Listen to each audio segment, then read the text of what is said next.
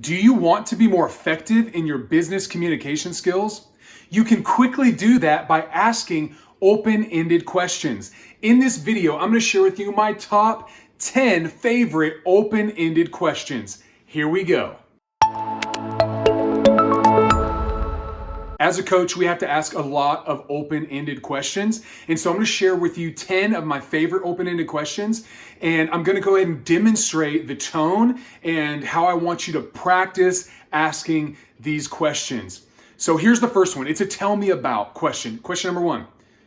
Tell me about your relationship with your supervisor. See how I did that?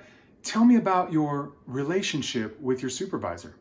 You can modify this question. You can ask it, tell me about any number of different things. The tell me about part is the key. Question number two, what if it doesn't work out that way?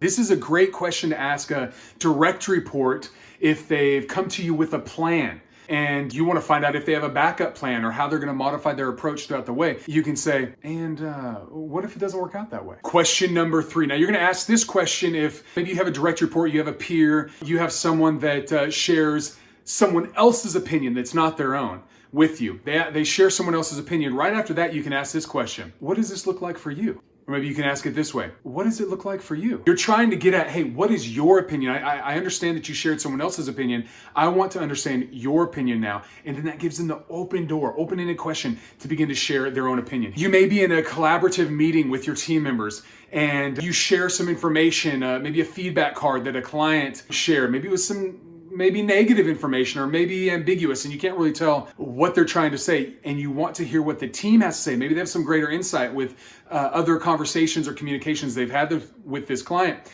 And you can ask this question, what do you think that means? Or maybe you can ask it this way, what do you think it means? If you're asking a specific person, hey John, what do you think it means? Hey Susan, you've been quiet.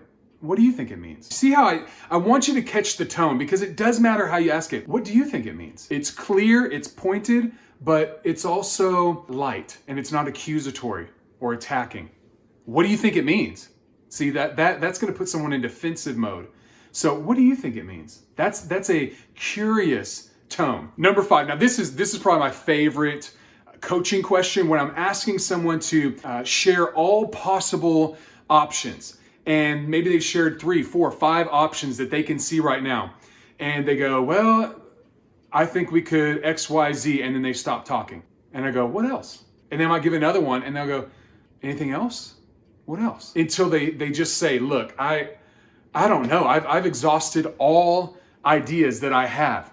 And then you know that you've got the best, right? You've got the best ideas. You've got all the ideas. Now you can truly make a decision with all the options on the table.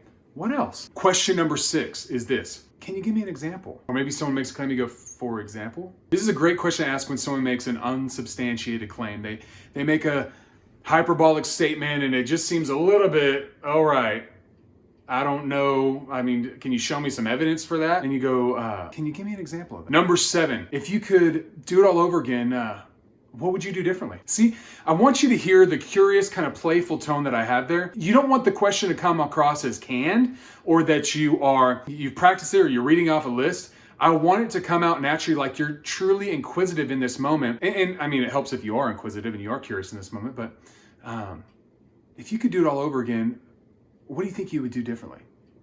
It's a great question to ask when maybe you have a young leader that has just gone through an experience where they don't feel like they necessarily handled everything right, or they didn't handle everything right.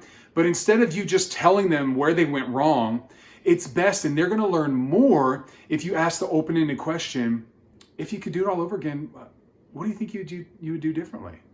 And let them answer. It's a fantastic question. It'll help them learn and gain so much insight through that process of examining how they would go about it differently. Question number 8. Now we know that ideas are not enough. We have to have implementation. We have to have execution. And so a great question to ask when someone has this wonderful idea. Hey, I'm going to do this for the company. And I'm really excited. And this is my plan. And they give kind of general overview of the plan.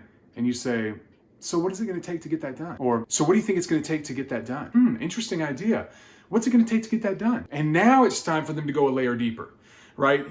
The idea is great, but we need implementation. We need execution. And that question really probes to find out where they're at in the process. Have they thought deeply about this idea? And through that open-ended question, you're going to get all of that information. This is a great question when someone has, once again, kind of an ambiguous plan, or they're really unsure of where they're trying to go, and that's what you're picking up on. What you want to ask is, how will you know if you've reached that goal? That question right there.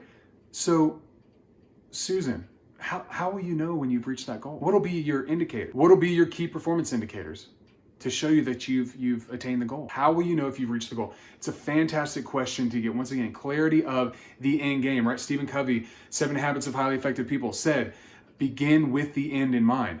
How will you know if you've reached the goal?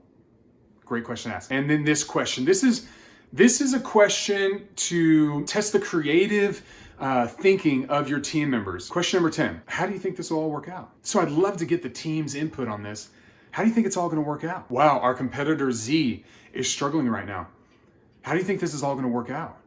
This is where people are going to begin to brainstorm. It's a different way of brainstorming, and they might say, I think they have good leadership over there in our competition, and they'll figure it out, or they'll say, hey, I think this is an opportunity for our organization, and we could do X, Y, and Z and maximize this opportunity to take the lead position in our industry, right? It's a different way of creative thinking and getting some great ideas around the table instead of just asking, hey guys, what are some great ideas for us to increase our business? Right? It's kind of, that's not a fantastic open-ended question. It's better and it's more playful if you ask, so how do you think this is all going to work out? And people can kind of think a little bit creatively and figure out a way it'll work out. Those are 10 questions, open-ended questions that you can ask. I'm telling you, if you ask these questions, you are instantly going to be a better business communicator because you're going to get more information out of people. You're going to build more trust by asking questions and listening to the feedback. And you're going to be a better leader, a better team member, and a better sales professional if you learn how to ask open-ended questions. If you found value from this video, please like and subscribe to the channel. To receive the free influence assessment, simply click on the link below that says Influence Assessment. If you have any questions or comments about influence, please comment below and I will look forward to connecting with you. Always remember, increase your influence, realize your dream.